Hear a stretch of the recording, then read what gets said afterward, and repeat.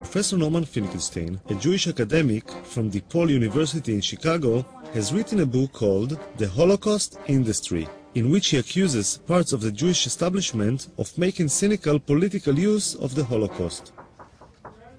Dr. Finkelstein, you have some visitors?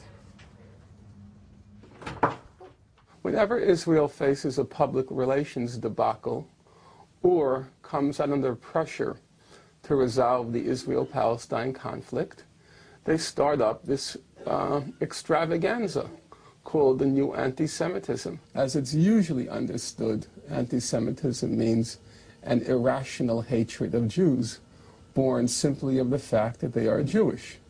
But that's not what's going on. Here it's a hostility born of the fact that the state which claims to represent them is engaged in quite brutal violence. I'm sure lots of people I meet have this, what you say, deep down inside, they have this kind of queasy feeling about Jews. I'm sure that's true. But did it have any real substantial repercussions on me in life? The answer is just no. There's a kind of pathological narcissism, navel contemplation.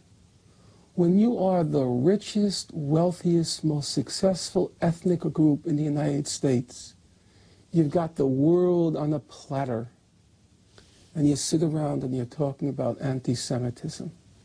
It's just kind of shameful, I think. At the time I first interviewed Finkelstein, I didn't realize what a controversial figure he was in the eyes of the Jewish establishment. Finkelstein, the son of Holocaust survivors, has been labeled a self-hating Jew, a Holocaust denier, and a madman. I had interviews stopped at the very mention of his name. I know if you Google Norman Finkelstein and Holocaust denier, nowadays you'll get about 10,000 websites. Well, if I'm a Holocaust denier, I would have to be certifiably insane. I would have to be clinically insane. Because, given who my parents were, for me to be denying the Nazi Holocaust, I'd have to be clinically insane. So you have to judge for yourself. You may disagree with me, but is it your impression that I'm clinically insane? Now, if you think I'm not, then you have to wonder, why are those 10,000 websites saying that? I want to ask you a question. Look over here. Do you see a Holocaust coming? It's crazy. There's so much hunger, so much starvation in the world. So many people are suffering. And you want me to get excited about some idiot painting a swastika somewhere?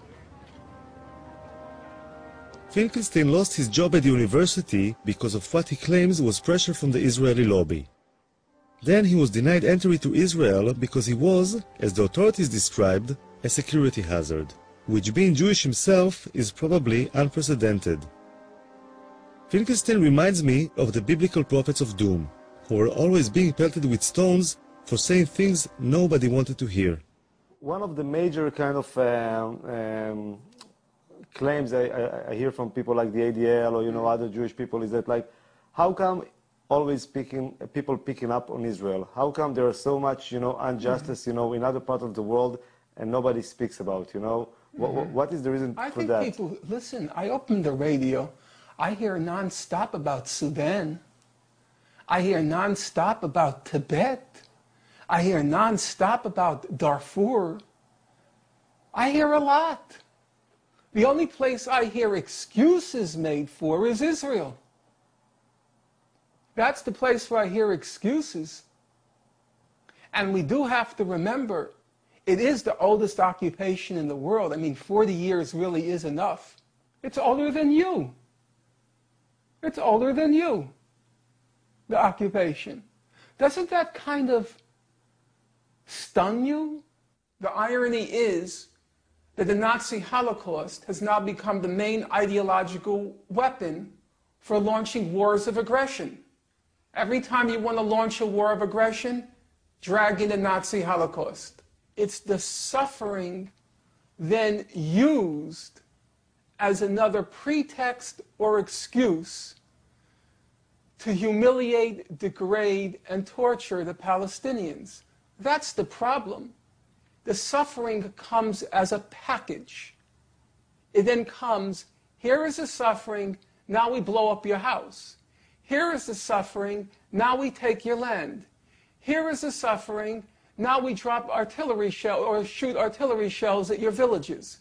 It's a package deal with Israel and its American supporters. It's not just suffering, it's suffering which is then wrapped in a club. And the club is then used to break the skulls of the Palestinians. That's the problem. It's not being used to educate people.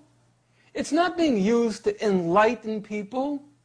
It's not being used to make people more moral. It can be. But it's not.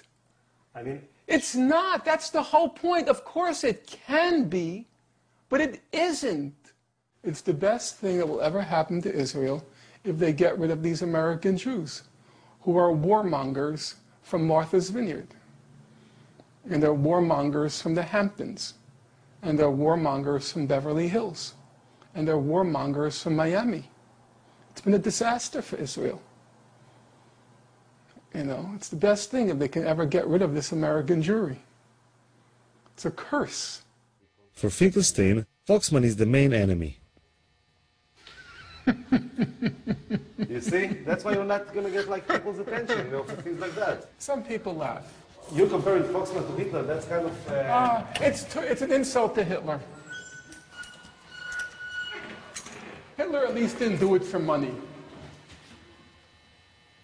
Finkelstein took his own trauma as the son of Holocaust survivors to the opposite extreme.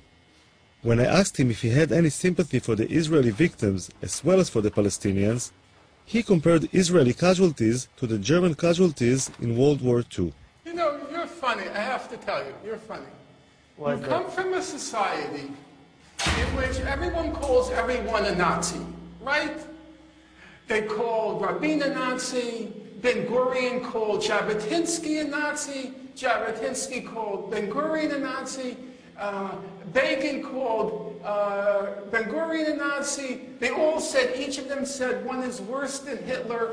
That's the whole language of your society. It's also the language I grew up with. You know, everything in my house, the food worse than Auschwitz, the clothes worse than that. That's the house you grow up in. And all of a sudden, you get so pious when they go like that. Your whole society is like that. Why was Rabin? You don't remember when they made Rabin with the SS before he was shot? And then you all of a sudden get so pious. I just think about like how people... Because of what? Because of Abe Foxman? We have to be pious with Abe Foxman? A hoodlum and a thug? I'm just trying to think how other people will perceive it, you know. For myself, you know, you can go and do it all day long, you know. I did it with you. You're an Israeli. Yeah, but it's on film, you know. It's on film, you know. Other people will see it afterwards. Then take it out. That's why you're an editor.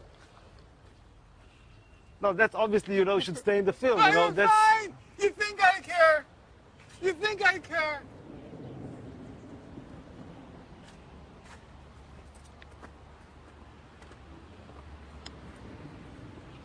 So you like the neighborhood? Very much. Look at the breeze.